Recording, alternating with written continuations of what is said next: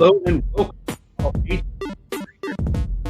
boomers, ballers, light ship pilots, eighth wall advertisers, and our beloved explorers and wayfinders. Welcome to the 75th episode of the Wayspotters Podcast. Has it really been 75 episodes? Wayspotters is brought to you by the good people at the Pokemon Professor Network, and today is June 16th, 2023. However, if you're listening to this on Sunday, June 18th, it's Father's Day and it's my birthday. And that means I am sitting on a beach in the Dominican Republic, sipping on something cold and probably listening to the playback of the show. So yay, my birthday. So with that being said, we've got a lot of good stuff for you today. So pretty excited about the show. It could run long or it could run short, depending on how quickly we get through the material. But let's bring up the other person who's celebrating Father's Day on Sunday. Chris, what's going on, man? Not much, buddy. How you doing? Happy Father's Day to you. Yeah, happy Father's Day to you. Yeah, man. I'm and happy excited birthday. about. Yeah, thank you. Yeah, enjoying my birthday. So I've got a couple of gifts that my wife has given me already because we didn't want to like pack them and take them on the plane. So she just gave them to me early. So, and Makes then one of my daughters got me a brand new pair of Hey Dudes. And, you know, I love my Hey Dudes. You know, Hey Dudes should sponsor the dad joke segment. So if you're listening out there in Hey Dude land, you know, hit us up. We'll give you a good deal on sponsoring the show. But yeah, man, so it's pretty good. But we've got a lot of good stuff today. And not everybody wants to talk about my birthday as much as I want to talk about my birthday. But I understand that we need to do a correction for the second week in a row. Is that right? Second week in a row, yes. Wow. All right, so what's our correction this week? So last week we reported that upgrades were broken, and I do remember that I said that they were fixed, and they weren't. So almost pretty immediately, people were just like, no. Mine went through pretty quick, but I know yours didn't. So Tino and the team said, hey, we understand that they're not fixed. We're looking at a fix. So I did my upgrade for science, remember, for science purposes on Friday, last Friday when we recorded, and it didn't go through until Wednesday. So Friday, Saturday, Sunday, Monday, Tuesday, Wednesday. So, but it did go through. So it's in there now. I did go out and I spun one of them and hacked it.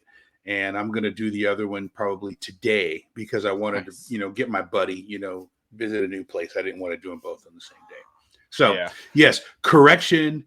Niantic is making us go back on our word. So, can we say now that upgrades are fixed? Can we say that right now? So, Tintino posted that they have applied a new fix, and they can already see it having a positive effect. But they said that last time. But they have had some of the ambassadors and some other people say, hey, this is working. And there's a couple posts in the forum saying, hey, I had a bunch of upgrades, and they all resolved. So fingers crossed they're actually fixed. I just sent a tweet out right now and saying, hey, the Wayfarer team says that they're fixed. Maybe wait a day or so. Mostly because there's probably a huge backlog of stuff that's already upgraded that has to resolve and work through first. Before they put in the new stuff. Before the new stuff kind of gets to the upgraded queue. That's interesting you say that because the resort that I'm staying at, I did, you know, I drove the Google car around and looked at all the cells, and there's two like really cool like statue, like, you know, like of a dolphin or, you know, some tropical animal that are not in the game, and they're in open cells. So my plan was to use my two remaining upgrades and upgrade those so they would appear in the game before I left the resort. So I'm a little worried now to do that and then not be able to spin them and then use my upgrades for stuff that I'll never use. So maybe I'll just submit those and just see if they go through naturally in the DR, and then someone else will get to use them, but then save my upgrades for things that are close to here. So that's kind of my dilemma right now that I'm going to look and see. So we'll see. Anyways, let's get to the news. You want to get to the news, or you have something else? Let's get to the news, yes. All right, hold on one second. Let's see what we got with the news. And now, the latest Niantic news from the Wayspotters Podcast, presented by the Pokemon Professor Network. I just love that. I love it too. It's so good. So, Chris, take it away. Okay, so Niantic announced they are doing an AMA and a new Wayfarer roadmap for June 2023.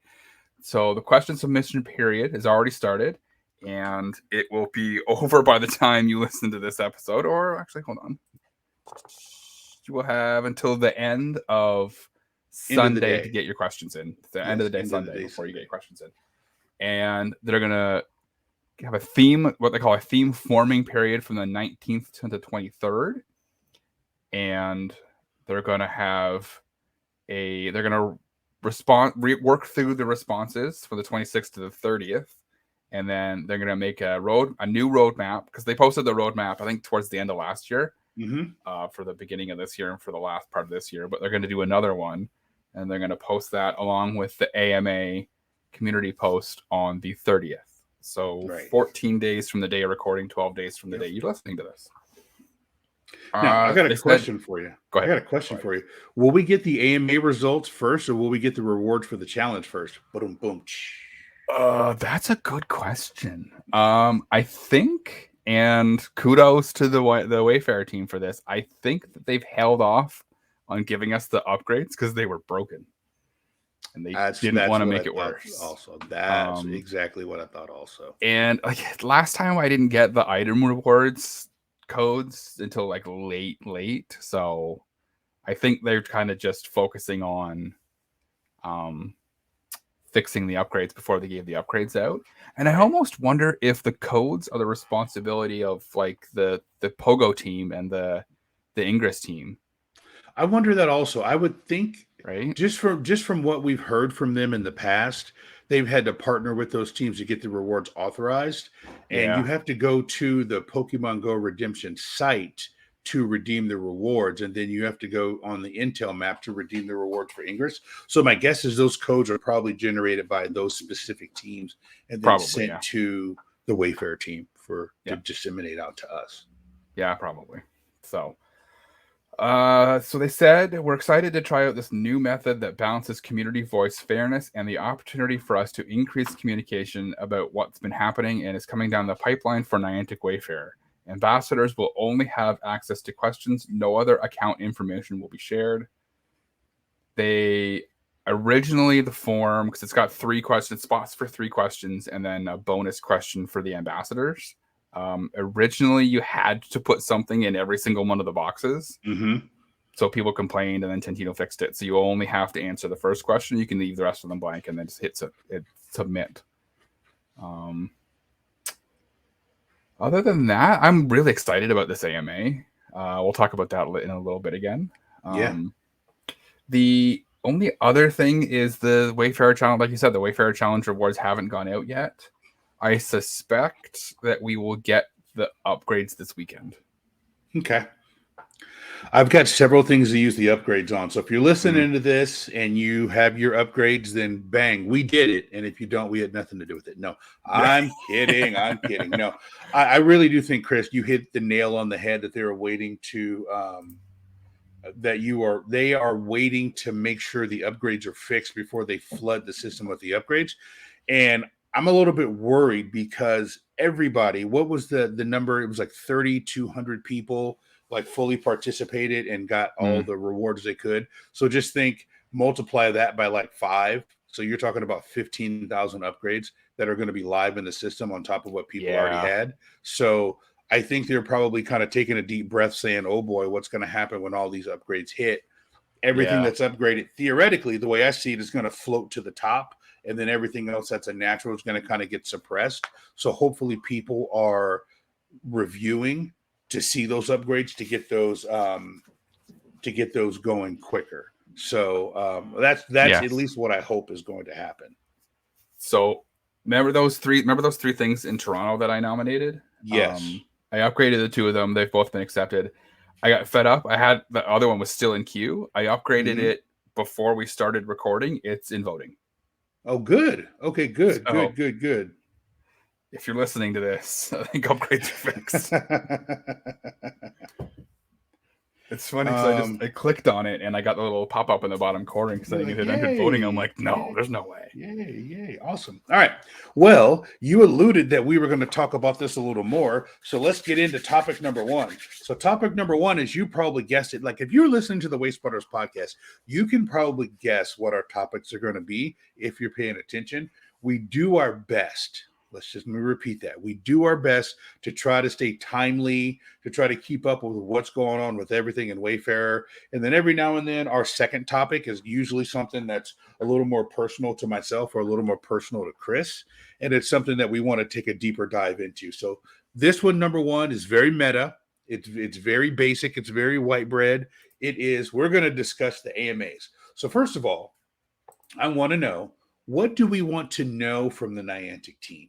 What questions should the Wayspotters podcast submit, and what questions do you think should be submitted that we really want them to answer?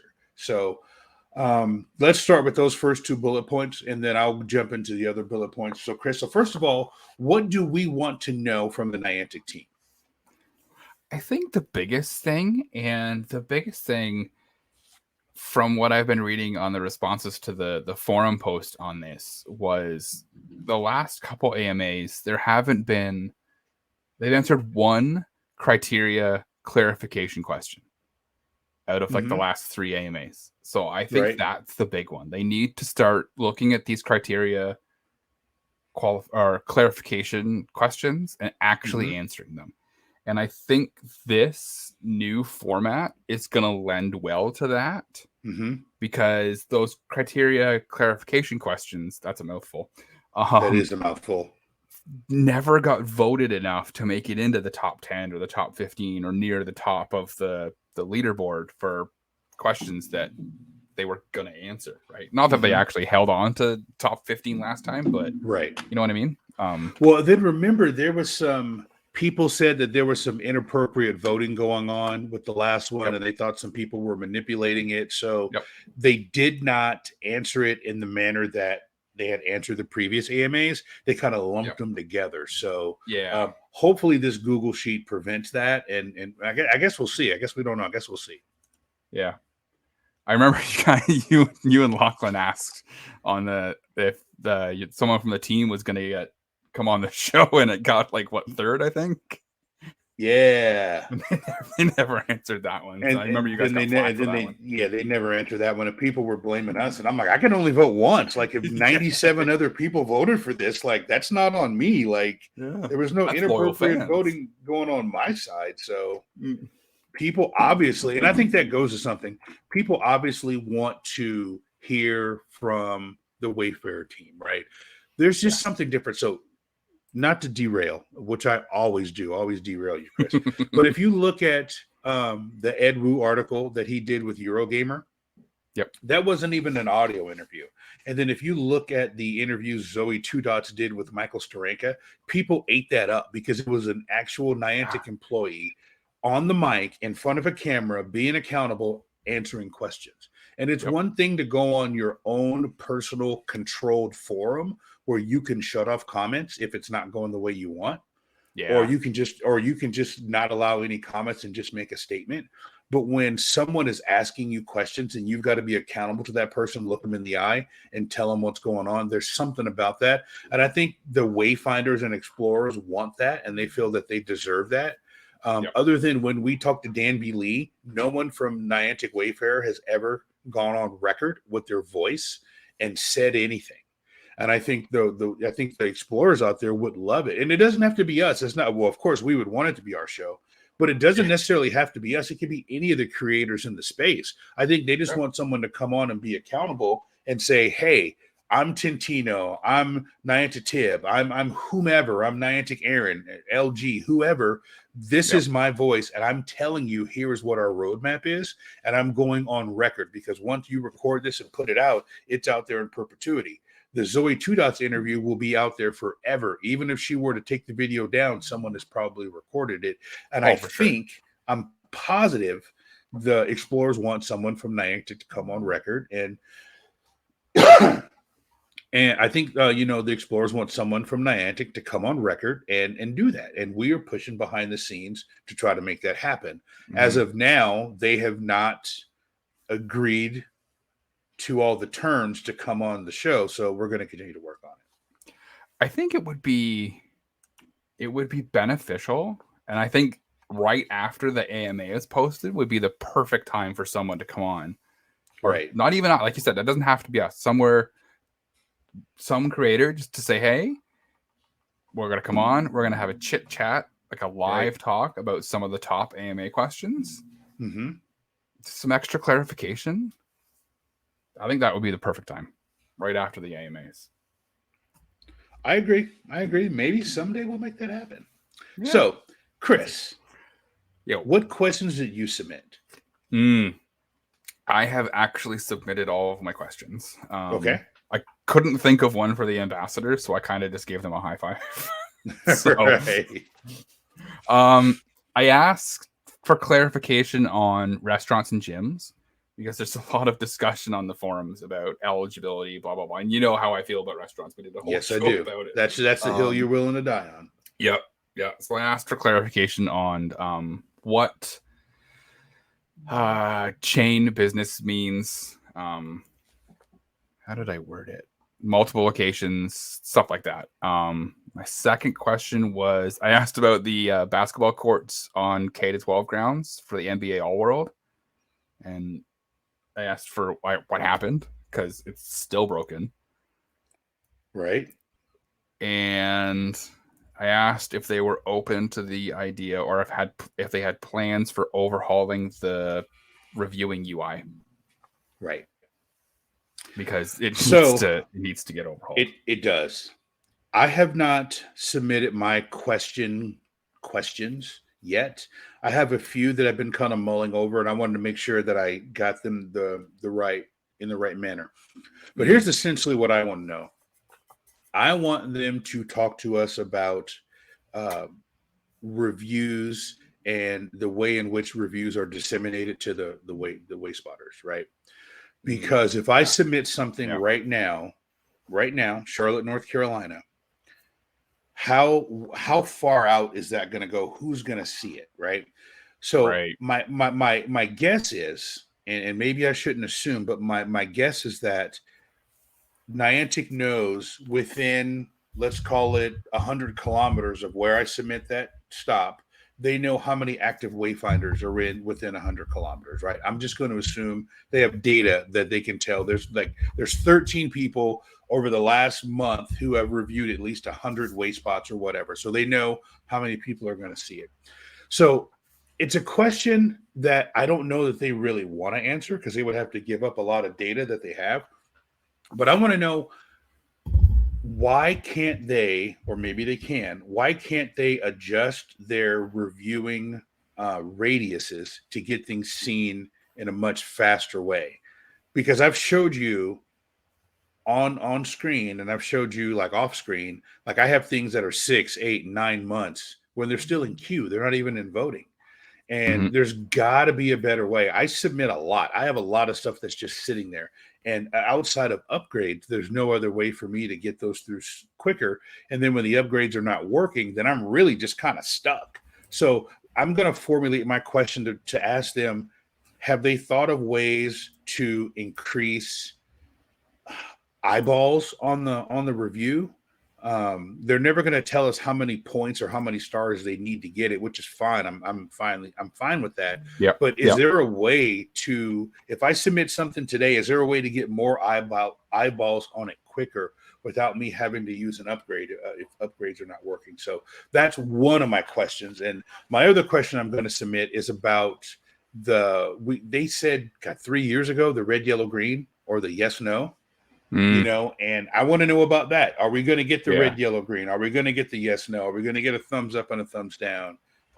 Because the way we have it now, it's not broken, but it doesn't feel good. So those are the two questions I'm gonna ask. I just have to type them up in a way that they can actually answer it, because what I want to know, I don't think they're going to tell me. Right. Yeah. So it's funny that go back to the first question that you asked there. I remember when I wrote that article, about when I posted on Reddit and it said, hey, or Reddit and Twitter and all that, say, hey, give me ways that you feel that Wayfarer can be improved. That was one of the suggestions. And I think it was, I think it was HP Munchcraft came up with the idea saying, hey, if my location isn't voting for X amount of time or in queue for X amount of time, let's increase the radius of people that can see it because it's been languishing for too long. So let's get more eyes on it without having, and then just, bigger and bigger and bigger. So I think it's a fantastic idea. And I think asking that question would maybe prompt them to relook at it. Right. Because they're never going to tell us it needs 100 eyes on it. Right. And then out of those 100, it needs to be, 75% approved or 4 stars or 3 stars. Like they're never going to tell us that because they are fighting enough right now with review rings as it is, which I think we're going to talk about. Maybe not today, but maybe next show. Talk about you and your voting ring. I did. Yeah. So we'll get into that later. But all right. My next bullet point, Chris, is do you anticipate direct answers from the team or do you think we'll get Niantic speak? I think it depends on the questions that they pick. So I think that we will get mostly direct answers because they will have direct control over which questions that they answer. You know, like I don't think they're going to pick questions and then dance around the topic for a bit and say, all right, moving on. Right. Right. People just kind of go, well, why even pick a question if you're not going to answer it? You know what I mean? So you think they'll pick not necessarily layup questions, but questions that fit the roadmap and that fit where they're going, and they'll answer those questions. Yep. Yeah. I think we'll get more direct answers this time. Yeah. I wish there was a way we could say, okay, out of the AMAs, here's 3 questions you have to answer from the public. Like, regardless, you've got to answer these 3. Now, I know Niantic is a huge company, and they've got comms people who that's their job is to make sure that questions get answers in a way. Like at my company, we have the same thing. We've got a whole team of communications people, and their job is to make sure that we answer the questions we want in the way that we want. And the questions that we don't want, we have a way to say, you know what, we're looking at that. We've got a team working on that, and we'll get back to you. And then we don't. That's just the way it happens with any company, right? So, all right. But I appreciate your answer there. All right, next one. So there was like I alluded to earlier, there was a backlash the last time we had an AMA. There was some alleging that there was some stuffing of the ballot box to kind of put it lightly, and that they did not answer direct questions and they grouped them together. So you just answered and you said you think there's going to be more direct answers because they're able to control the narrative to be able to answer it. Now, I'm going to change this question up a little bit. What do you think we are going to get from the ambassadors? That's a good question. I honestly couldn't think of anything that I wanted to ask the ambassadors directly that didn't sound like a layup question. I don't know, honestly. I don't know what the community is going to want to know from them. I anticipate that their answers will be far more direct than anything that we get from Niantic, because they are people who are volunteering their time. They're not kind of... I don't anticipate any of them will break any NDA, but... True. Yeah. Do you want me to tell you what I want to know from them? Yes. What the question that I'm going to formulate for the ambassadors are, now that we are coming up to the second half of 2023 and going into 2024, do the ambassadors plan on having direct contact with the Wayspotters? Meaning, I have a problem. Can I message ambassador number 1 or ambassador number 7? Or, or is there going to be a direct link where if Niantic is busy, the ambassadors can jump in on the helpline or on the forums and answer questions? Is Niantic going to let the ambassadors have autonomy to reach out and do direct communication with the public? You think I'll get an answer to that? Or you think it'll be, I think you working on it? I think that you'll get, and it's going to be interesting too, because there's a lot of ambassadors, right? So if you ask a question of the ambassadors, are you going to get an answer from every single one of them? Well, we also have ambassadors that speak several different languages. So if someone's in Germany, Right. if you're, if someone's speaking German and they don't speak English, we have a German ambassador who can answer the question, or a Spanish ambassador, or whatever it is. We need one that speaks Southern U.S. We need one of those. So, okay, I just offended a whole bunch of people, but I live in this house, so I can do that. So yeah, that's going to be my question. So I'm pretty excited, Chris, about the AMA. Very excited to see what happens, and hopefully we get some good things, and hopefully it will continue to build that trust amongst the Wayspotters, the explorers, the wayfinders. Yes. That Niantic is building up, because right now I think Niantic Wayfarer is probably the most trusted team at Niantic. I mean, outside of Ingress, everybody loves Ingress, but Niantic has been hitting a lot of singles, doubles, and home runs right now, where Pogo hasn't. Pogo's starting to do it, but I think Niantic Wayfarer continue to build up that trust. And when Chris and I are in New York, we're going to have a discussion with him, and we're going to ask again if they can get someone to come on the show, and we can hear their voice. So we're going to keep pushing for that respectfully.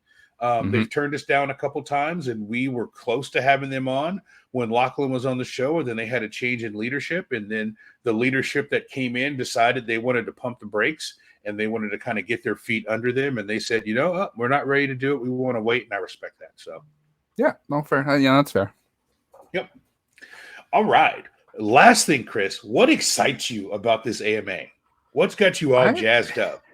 I'm excited for a new roadmap.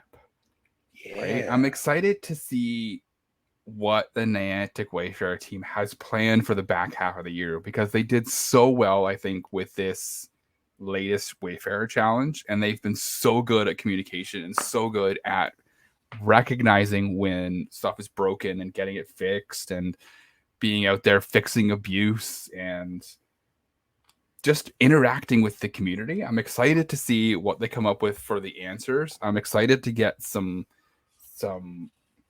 answers to some much needed questions. And I think we're going to get that this time around. And yeah, I'm just excited what the back half of 2023 has for Niantic Wayfarer. Yeah. What's your one prediction? What's your one hot take on what we're going to see in the roadmap? I don't know. I think we're going to get a UI overhaul. I think we're going to get, maybe not the back half of this year, but I think that they're going to say, hey, it's coming. We're working on it, because it's a big project. And I think that's why it's been kind of in the background for so long. You want my hot it's tough, because we don't have Pogo data mines from Wayfarer, so we don't know if they're working on something. We need it. You want my hot take? Yeah, what is it? My hot take, and this is hot. This is like boiling hot. This is like Skip Bayless hot. Ooh. We are going to see reviews inside the Wayfarer app. I said it. Oh, that's my prediction. Is at some point in the second half or into next year, we are going to see reviews in the Wayfarer app. That's my hot take. That's my prediction for the end of 2023 and the beginning of 2024. How about that? Is that a hot take? That is a hot take. They did say that they were planning on having a global rollout of the Wayfarer app at the back half of 2023. So you might be onto something. You know what? Who cares about a rollout? Campfire is doing all this stuff, and not everybody can get Campfire. So they've shown that they don't have to have a rollout for everything. Being Niantic, they'll just do it, right? So I'm not worried about a rollout, but that's my hot take. All right, does that close the books on the AMA? You think we talked that to death? I'm pretty excited for it. I think we're good. Pretty excited for it. So yeah, once I get my questions in, I'm probably going to do it while I'm sitting in the airport, and just do it that way, because I'll have like the headphones on, and I'll be like not distracted, and I won't be like in the DR yet. So I'm going to do it on the plane. Well, you know what? I think I might even do it on the plane, because I'm going to buy the Wi-Fi package on the plane, because it's a 3.5 hour flight, and I need something to do. And that's a great time to sit there and do that. So, all right. Topic number two. Topic number two. Now, all right. I have to preface this topic by saying thank you to everyone in Wayspotters land who reaches out to us on a daily, weekly, monthly basis, right? We have some people that listen to the show as soon as it drops, and they are in our DMs, they're in our mentions, they're on our YouTube page, and they're sending us things. And so Chris and I had a couple of conversations last week about inclusion rules. And what's funny is we got a message from one of our longtime listeners, Trip Tando, a couple days ago, asking us our thoughts on inclusion rules for the various Niantic games. And what's really funny is sometimes I think our listeners are like reading my mind, because you and I will be talking about stuff in our little Discord chat, and then somebody will send us a message, and I'm like, damn, I was like, are they in our chat, or did they see that? So Trip Tando, like, I had something completely different planned to talk about for topic number 2 until you hit me up. And then Chris and I have been talking about this for like 3 days in a row. And I wanted to give you a shout out, Trip Tando. And if you're thinking about it, that means other people are thinking about it. And if people are thinking about it and talking about it, Chris and I are going to talk about it. So we want to get into inclusion rules. So I want to just kind of give a brief snapshot of what inclusion rules are, and then we can go from there. So each one of the Niantic games has rules for how their POIs enter the game board. So Niantic has never officially, except for that one time in Seattle when the campfire people talked about it, Niantic has never officially acknowledged the use of S2 cells. What they've told us is S2 cells are a thing, and S2 cells are used for mapping, but they've never said we use S2 cells for mapping our games.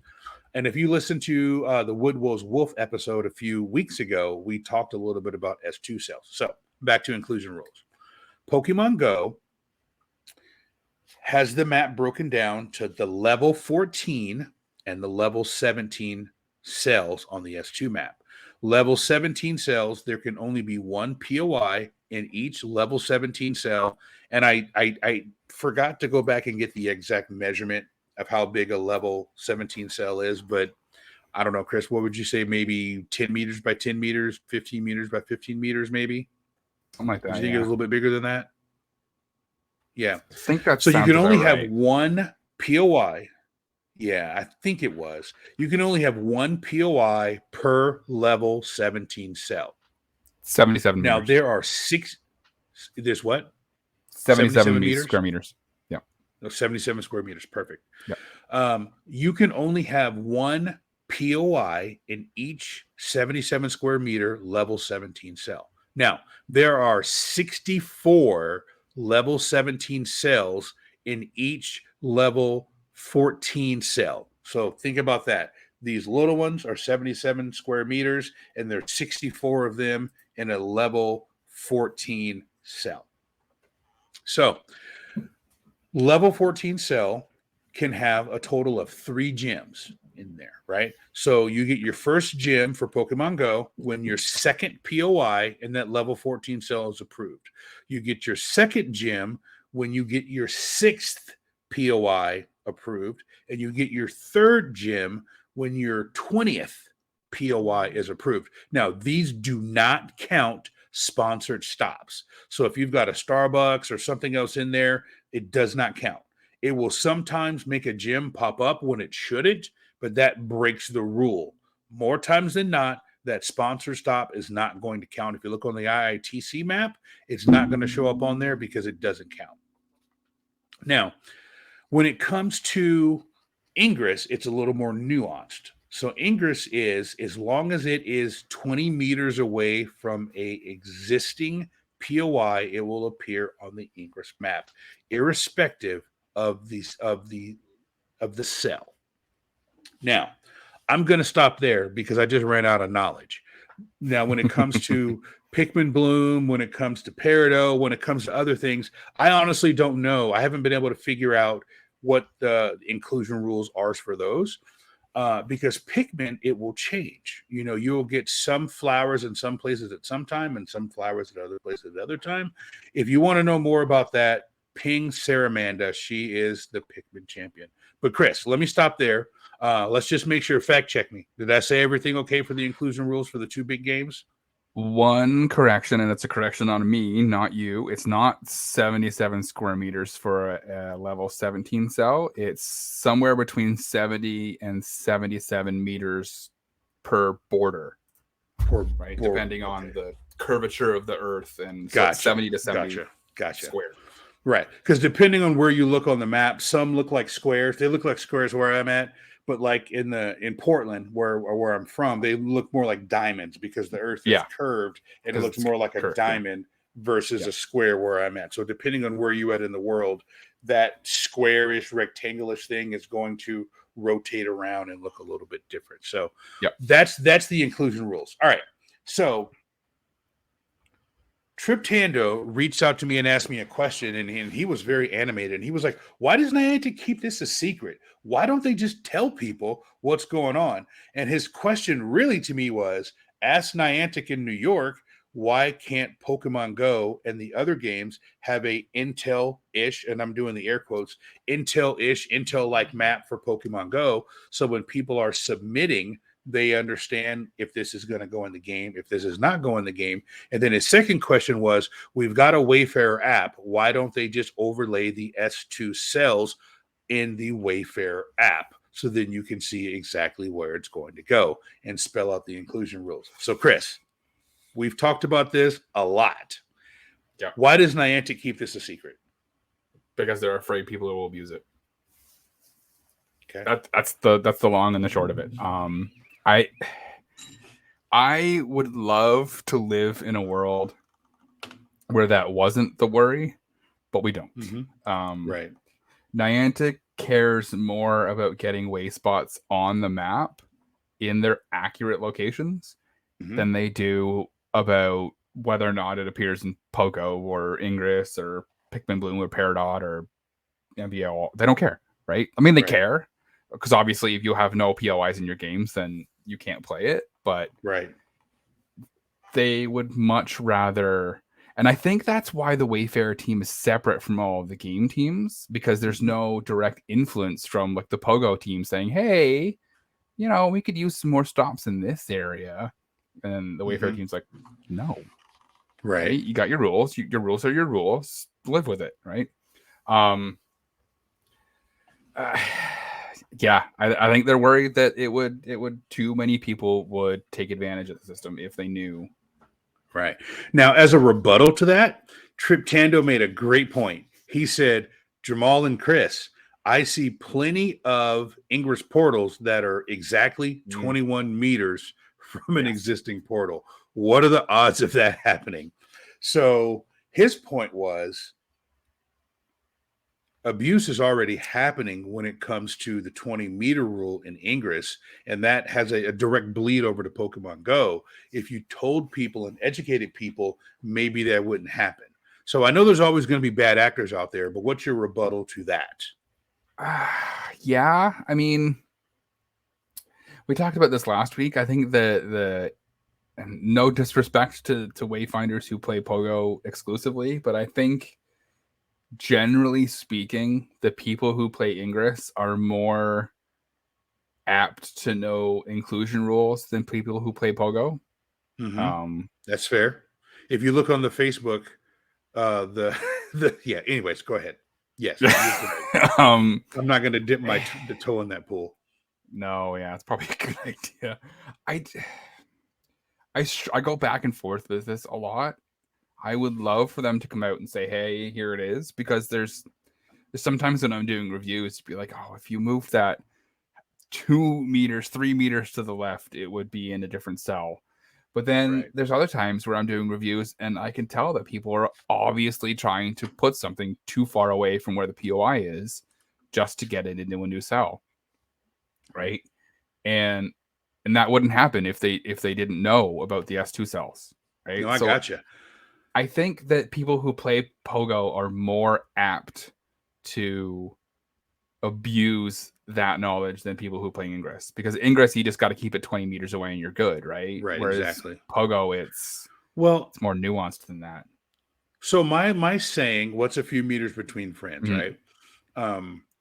That is not meant in a negative way, and that is not meant to bend any rules. So the way that came up, that was back in the Lachlan days. And Lachlan used to give me the hardest time about things.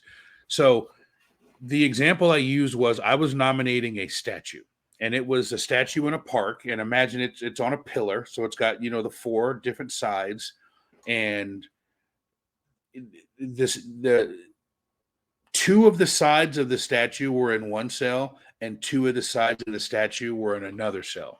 The sign was in a cell that was currently occupied by another POI. I nominated it in the cell to the right that did not have the sign. And his argument to me was it needs to be in the one on the left because that's where the sign is. And my response was, what's a few meters between friends? I'm not nominating the sign, I'm nominating the statue, and I'm nominating the part of the statue that's in this other cell. So it's a few meters from the sign. So when I put the picture, I didn't take a picture of the sign that said who the statue was. I took a picture of the side of the statue and nominated the statue there. And I used the sign in the supporting picture because I wasn't trying to be deceptive. I was trying to make sure that showed up in a different cell. And if someone walked up to it, when they looked at the picture in Pokemon Go or in Ingress, if they were standing where they could see that vantage point, they were in the correct cell that I nominated in. Does that make sense? Yes. No, 100%.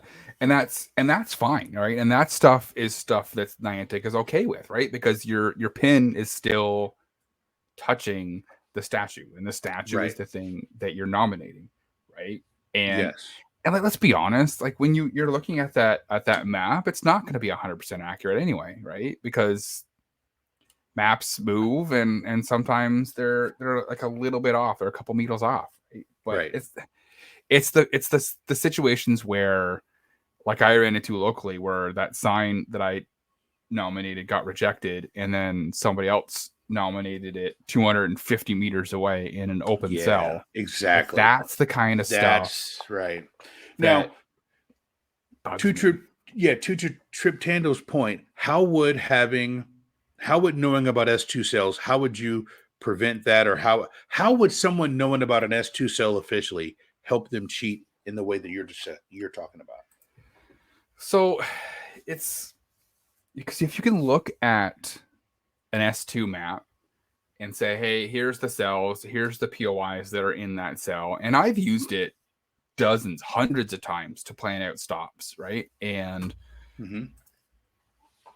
if you do it accurately, you're fine. But if you're looking at it from a perspective of, here's an open cell, I want something to be in that cell. I'm going to just find something, take a picture of it, say it's in that cell, and wing it and hope it gets through. And then you end up with stuff that's 150, 200 meters away from where it's supposed to be. And so your point is, if people knew that cell was empty, that would motivate them to find something to put in that cell when there's nothing there. Correct. That's fair. Yeah, that's fair. Now, I want to show you something real quick. Yeah, go ahead. So, talking about S2 cells, here's a good example of how to use this system properly. Okay. Right? So we've got. Tell our audio listeners what you have on the screen right now. We are looking at a group of soccer fields that are kind of lined up north to south. There's 3 soccer fields and a playground. And the playground's in the top left-hand corner, and then in the center of the screen, there's 3 soccer fields. So what this person has done is they nominated the top soccer field off the field to the left where the goalposts are, right? So that's in its own cell.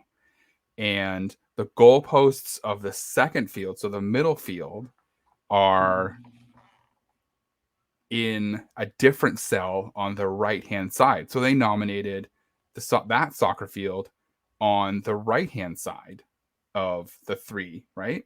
So now that's in its own cell. And then the third is in its own cell again. And they went back and they nominated that one on the left-hand side. They could have done the left or the right. It really wouldn't have mattered. But the left is closer to the parking lot. So that's probably why they did it on the left there. But each of those pins are on the soccer field or beside the soccer field to a point where that's the soccer field. They're not illegitimate pin placements, but they are in each one of them is in. So all 3 of them will appear in Ingress and in Pogo. Right. Whereas if they had have just done all 3 on the left, You would have gotten all 3 in Ingress, but not all 3 in Pogo. But not they're all going in Pogo. So Right. they were strategic about it. That goes back to the argument or the discussion we had a while back about tennis courts. And does each individual tennis court deserve its own POI, or is it one POI per tennis court? Right. Yeah. Or basketball court or one of those. I am a firm believer in each one should be its own. But that's just me as well. I'm a min-max guy, so yeah. I'm like, I can see it. And so I actually did that yesterday, day before. I nominated 4 POIs at tennis courts. And these are like, this is like a huge tennis center, and there's like 9 different courts. And I was able to get 5 of those courts in by the way that they were set up in there. And I think that's legitimate because they're each one. I don't need one for each one. Now, people are going to have their own individual ideas about how they do it. But luckily, where I play in my play area, people tend to think the way I do. So what that does is that gives us a much more rich experience to play in Charlotte because we have more POIs versus that bank of tennis courts having 2 POIs. It's going to now have 5 POIs, and it's going to trigger a new gym in that level 14 cell. And everything is right where it's supposed to be. And I'm just using, I did paint the corners. I will say that. So there, I did like paint the corners and put them in places so they didn't overlap, but everything is legitimately right in the spot it's supposed to be. I didn't move it anywhere. I just was very selective about where I put it. So. Yeah, no, that's fair. Yeah. So Triptando's, one of his last questions was, don't most people know this stuff already, Chris? No. I would bet money that the majority of the people who play Pogo have absolutely no idea. And I would say probably 70% of the people who are making nominations have no idea. You might be right about that. I've seen a lot of duplicates lately. This deserves to be in the game. I'm like, it's in the game. It's just not in your game. So, and I think, and that's part of his frustration, right? So, again, Trip Chando, thank you for this. But part of his frustration is there's a lot of dupes. There's a lot of people that are submitting dupes, and they're submitting legitimately really good Wayspots. They just have no idea that it's in Ingress or it's in something else, or there's something else in that cell, right? It's not that. The statue they're nominating it's legit, but the reason why no one has nominated that statue is because the little free library 15 meters away is in the same cell. So no one has gone through and nominated it. So that's part of his frustration. So his last question with inclusion rules was, Chris, and this is one I know that you've touched on before. Should we get rid of the 1 POI per level 17 cell rule? Should we get rid of that? Yes, I firmly believe that we should. Okay. And why? And I said this. So I said this in our little chat with them. I find the 20-meter rule in Ingress odd because if you've got stuff, and I went down to the park the other day and I shared this with you and KatettheKonz. There was a bunch of red portals down the park. So I went and I popped a Ingress version of a lucky egg. I can't remember what it's called. And I just took out a bunch of them. Apex. Yes. Yeah. I took out a bunch of them, and it drops like a ton of items. Every time I would click on one, it would like pop up 4 different things and be like, which one of this little cluster do you actually want to interact with? So I'm like, why do they have this 20-meter rule, right? To keep portals away from each other when it's just going to give you an option to pick. Exactly. Where you don't have that option in Pogo, right? But it's just, so Pogo is the cells, right? But you could have stuff that's 1 meter away from each other, and then it'll give you 2 boxes to choose from. Like, I love that about Ingress. Like, I didn't mean to click on that one, but I can go and choose the one I want to click on. Right, and you can't do that in Pogo. So I submitted a tiny little playground in a new subdivision, and it went through. And it ended up in Pogo, and it's on top of another stop almost, because there's another one right there, and it just happens to be in a different cell. It's ridiculous, right? Yeah. So why don't they just say, hey, Pogo, 20 meters, you're good. I don't care about your SLs. They would have to, and I said this to KatettheKonz. Kate. And I think you said it to Trip Tando also. I think Trip I know. Tando, yes. Yeah, I sent it to you Trip Trip Tando. They would have to rework the gym creation rules. Right. Because you would have a plethora of new gyms popping up everywhere, and it would break the economy in Pogo if there's too many gyms. Yep. Right. Because they want people buying coins. Mm-hmm. They don't want people just being able to. And you can get your 50 pretty easy, but I think if there's too many gyms, it might break the economy. Right. But because majority of Pogo players don't get their 50 every day. Right. If there was more gyms, you would get your 50 every day and you would buy less coins. Yep, 100%. Right. Like I'm lucky I have a gym that I can hit from my couch, so I get my 50 every day. But not everybody has that. But I think the time is now to revisit those inclusion rules for Pogo. Mm-hmm. Because I agree. People are abusing the S2 cells as it is. I just think it's time. I think it's time for a gym rework. Not that we want to dive too deep into Pokemon Go, but I think it's time for a complete gym rework with the way gyms work, the way you fight gyms, the way you get coins in gyms. And if they're going to do that, just rip the Band-Aid off and do the whole thing. But that would be, here's the problem with that, Chris. You would have to have all of the Niantic properties all sit down in a room and agree to do something like that. And if it takes them weeks to agree on what the prizes are, I can't imagine what that would take. So that might not be something that I don't disagree with you, right? I think it's time for a shakeup, and I think it's time that Niantic looks at inclusion rules because we talk to the guys from A Realm, wonderful people, right? They get to pick which they get to make it their own inclusion rules. Remember when they said that? They get to pick which ones they want, right? So these inclusion rules we have are 7-8 years old. They might even be some of the original field trip inclusion rules. And it's time to shake it up. I think Trip Tando brings up a great point that it's time for us to look at what we're doing with the game and games.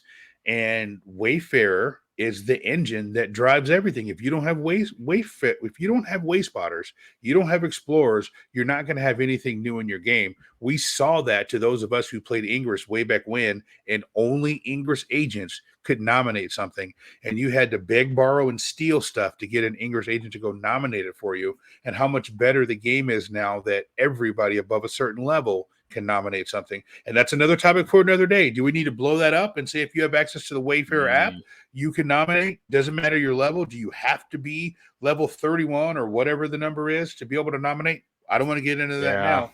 But I think this is a bigger issue that hopefully our friends over there are listening to this, and their blood is boiling right now because they're like, don't make a problem that we don't have, but we do. But I'm just telling you, on the show now. I know, right? Yeah. I'll be respectful. If I see when I see Tintino, you know what? We gotta bring back that Tintino song before New York. But when I bring back Tintino, this is one of the questions I'm gonna ask him. Is this so? So I just want to give another thank you to Trip Tando. Thank you for bringing up a topic. This spurred on a lot of conversations with Chris and I and some other people, and we definitely appreciate listeners bringing things to us. And we will definitely talk about it.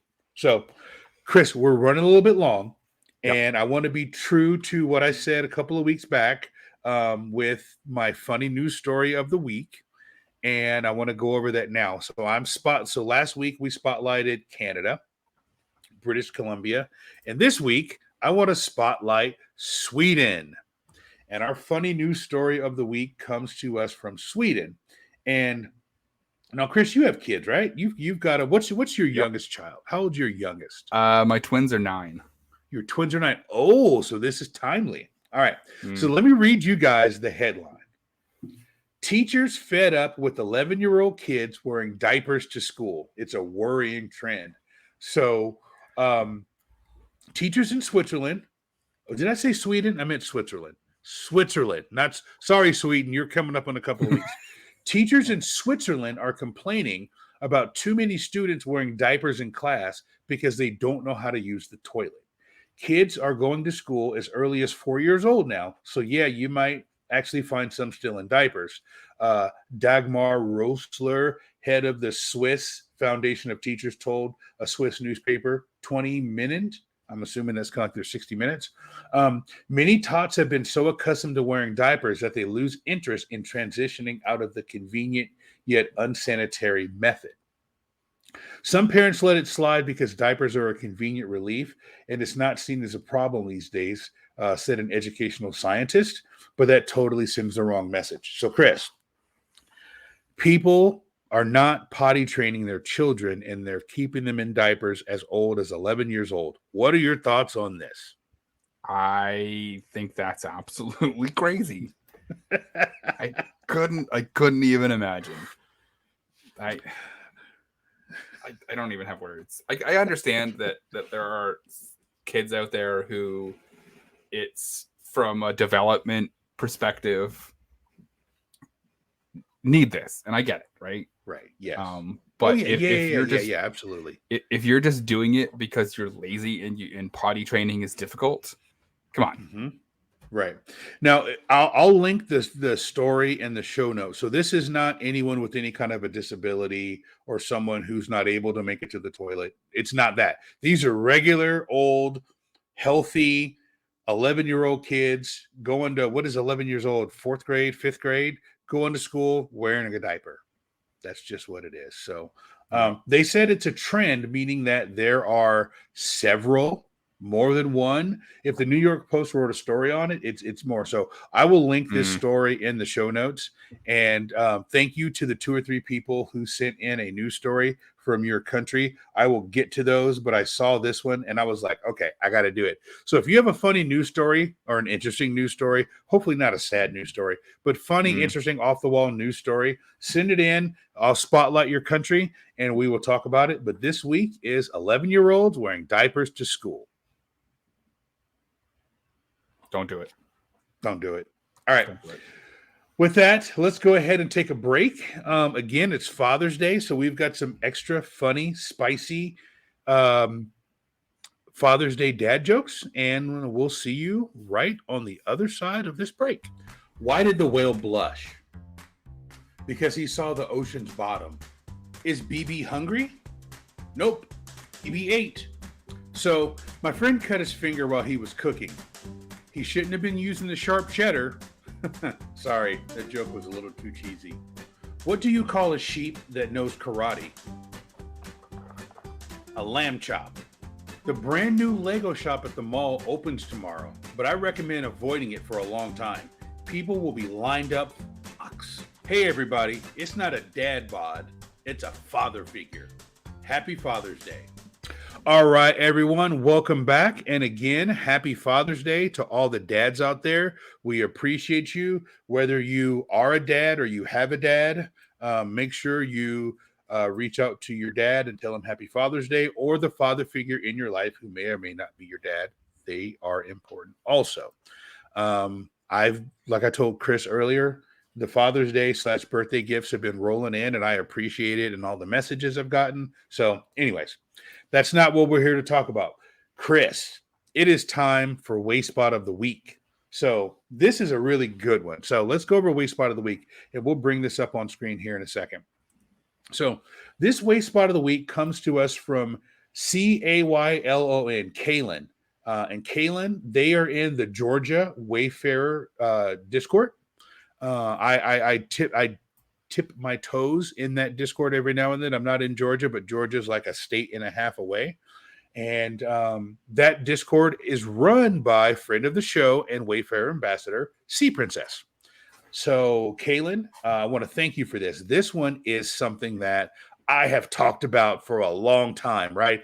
I love that Niantic has given us guidance that these signs for shopping malls and strip malls are legal. I haven't been able to get one approved. All mine get denied, but this one is good. So this one is so Southern, and this is why I wanted to talk about it. Chris, do you have just places on the side of the road in Canada where you can get boiled peanuts? No. Have you ever had a boiled peanut? I have never had a boiled peanut. Have you ever been? Has someone ever attempted to sell you a boiled peanut? No. And have you ever seen a sign for boiled peanuts where it's BOILED P-nuts? No, I don't think that I ever have. This is amazing. Right. So this waste spot of the week for our audio listeners, it's a sign for a strip mall, and it's David's Produce and Specialties. And it's a blue sky in the background. There's a tree behind the sign, and it's a white sign with a red tomato on it, and David's is in green, and Produce and Specialties is in green. So it's your typical sign that you would see for a strip mall. And then, below it has different things below it. The first one is boiled peanuts, homemade cakes, fruit baskets, and what's that last one? Oh, I can't even read that. Shelled peas and butter beans. Okay, Chris, I did that on purpose. Have you ever had shelled peas and butter beans? Do you know what that is? No, I have no idea. I don't even know what that is. You've got to come to the South. We've got some interesting food choices down here. This is such a Southern sign. Homemade cakes, fruit baskets, shelled peas and butter beans, boiled peanuts. This is great for a lot of different reasons. And being that this is in Decatur, Georgia, which is near Atlanta, this is something that the locals there are going to look at this and go, okay, of course this should be in the game. This is all the stuff that we see. And this is something that is a good representation of something naturally Decatur, Georgia, where if you saw this sign in Canada, you'd be like, what the heck is going on here? What's a boiled peanut? So I wanted to highlight this, and I wanted to thank you. I wanted to thank Kaylin for putting this in their channel. This went right through. It was nominated on March the 19th. It entered voting on March the 25th, and it was accepted on June the 9th. So that's about common for the South, about 6 months, without using an upgrade. So it went through. So great nomination. Thank you, Kaylin, and we appreciate it. Yeah, that's great. I'm going to have to Google some of that stuff. Exactly.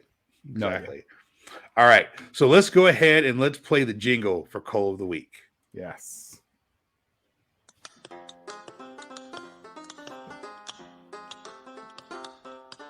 I've been working on the Wayfarer all the live long day.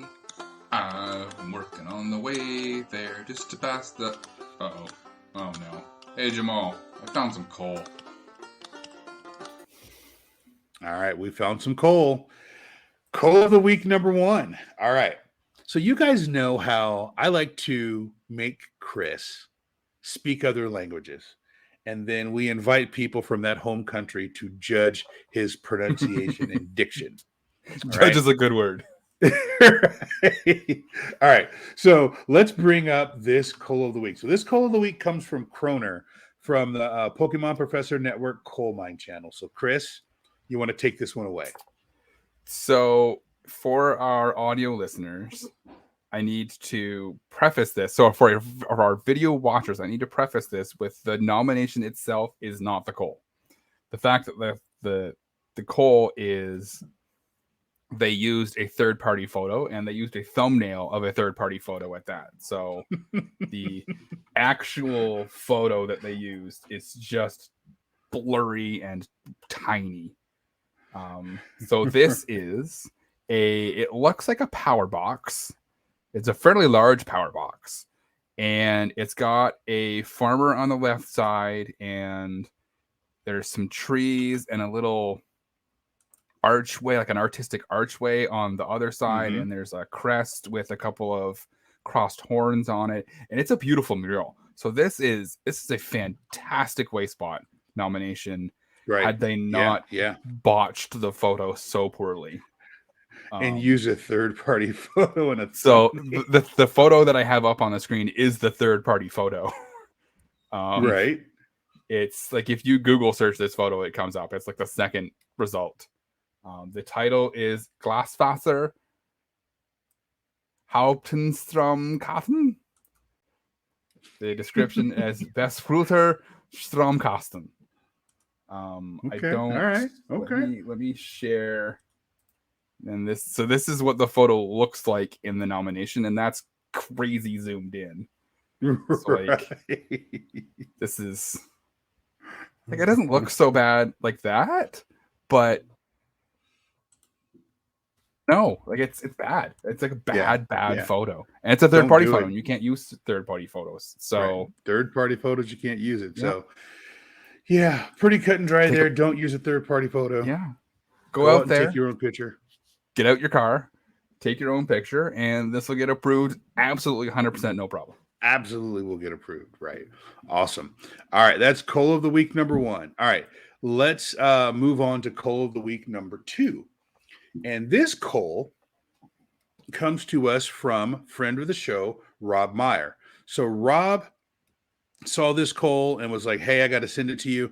Rob actually sent us like 4 Calls. So Rob, we're gonna use yours over the next coming weeks. But what's interesting about this Call is Rob sent us an email at wayspotters@pokemonprofessor.com. So he sent this to us, and Chris, I forwarded it to you, and then I put the screenshots in our Discord channel. So he sent us a couple, and I picked one that I felt was pretty timely because when do I not like talking about a tree? If I'm not talking about a tree, I'm talking about a live animal. So yeah, this one here, let's see here. Let me pull this up. This one here is called Traverse Circle of Pines. This is a cul-de-sac located at Traverse Circle, Woodbury, Minnesota, and then the rest of it is cut off. And the supporting text says, "Very good place to sit and chill while catching Pokemon. Lots of Pokemon spawn here and people gather here a lot." So I know what you're thinking. So hold on a second.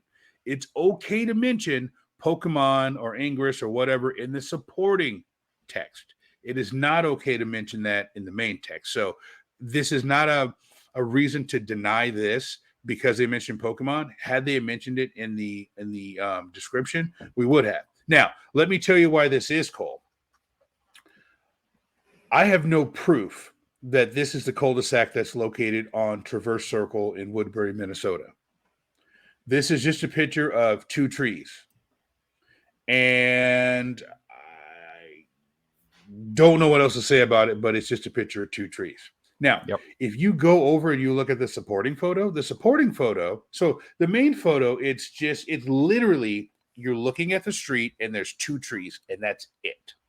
And the supporting photo is he or she or they backed up and took a photo of more of the street and the 2 trees. And I still couldn't tell you, Chris, if that's a cul-de-sac or just a street. I can't tell. But it's a very, I don't know. Somebody wasted a nomination. That's what I'll say. I think somebody really wasted one of their 40 nominations because we've always said just because something is in the game doesn't mean that it's eligible to be in the game. But I don't think anywhere that I know of is there anything like this that's in the game that would lead someone to believe that this would be eligible. Yeah, I think that this was just a case of trying to find things to put in places. Saying, "Oh, look, that's a cool tree. Snap." You know what? I think, oh, man. So remember earlier when I said this wouldn't happen? I think this just happened. Someone said, "Hey, here's an open sale. Let me nominate these trees." Yep. Dang it. That's exactly what it was. You were just proven right so quickly. God, I hate that. All right. Yeah, you were right. Okay. You're right. All right. Yeah. Okay. All right. Well, Chris, anything else you have today? No, I think that's it. I think this is we've gone long enough. It's Father's Day. Let's get people their Sunday back. Yeah, let's get people back out there doing their grilling or whatever they do. And all right, I'll go ahead and roll us off.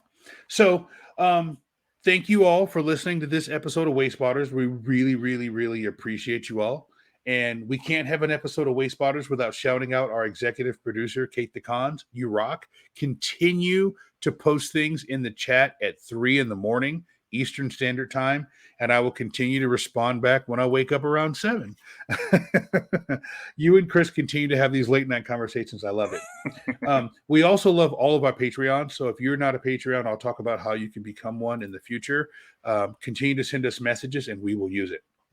So again, thank you so much. Now, if you enjoy what you hear, there's a few ways that you can show us that you love us, right? The first way is you can follow us on Twitter at wayspotters.com. We are incredibly responsive, and one of us is always responding to you, hitting you back up on your DMs. So you can always hit us up on Twitter. We are also on Instagram at Wayspotters Podcast. So you can go there and look at some of the pictures and the shorts that we post. I'll say it again. This is probably our most neglected social media, and we will get better at doing Instagram because we know there's a lot of people on the gram, as the kids say, or IG, as the kids say. Next, you can find us on TikTok at imakewaysports.com. You guys have been awesome with this. The reception that we're getting on TikTok is phenomenal, and we really appreciate you. We love interacting with our listeners on all the platforms. And like Chris has said a couple weeks back, we've got over 2,500, now 3,000 views on some of our TikToks. So if you haven't had a chance to check out our TikTok, go to our TikTok at imakewaysports.com. Second, what you can do is you can visit our website, www.wayspotters.com. From there, you can get the links to everywhere you can download the show. You can also send us a message directly from the website, or you can email us like Rob did at wayspotters@pokemonprofessor.com. Now, for those of you who are watching us right now on YouTube, you guys are on the cutting edge of technology right now. But for those of you who are listening to the audio podcast, you can go to youtube.com/Wayspotters Podcast. There you can get to see Chris and I's pretty faces and our Wayspotters t-shirts. And feel free to watch all of our shorts. We do a great job. I should say we. When I say we, I mean Chris does a great job of getting it edited and getting all the shorts out for video. So go and visit that. Third, if you have a phone that can dial an American number, you can call 704-426-3710. Leave us a voicemail on our hotline. I promise I will not answer the phone when it rings. You can leave us a voice message, and we will play that voice message on the show. Now, Chris, we don't normally have conversations in the outro, but we need to add something starting next week. We need to remind people that they can send us a review on either Apple or Spotify or wherever. Yes. And then like we've been reading these reviews, so we'll put that in for next week. So finally, if you're not a member of the Pokemon Professor Network Patreon, you can join for as little as $1 US a month, $1.33 Canadian, and $1.50 Australian. And again, if you want your country mentioned in the conversion, let us know and we will add it in. You will have access to the Discord for all the family of shows across the Pokemon Professor Network, including Wayspotters, Special Conditions, Gotta Watch Them All, Purified Podcast, and Lured Up. It's a fantastic place filled with fantastic people. And with that, we look forward to you listening to us again next week on the Wayspotters Podcast. We really appreciate you. And remember, there's only one way to stop a fire. Pause my mixtape. We'll see you later.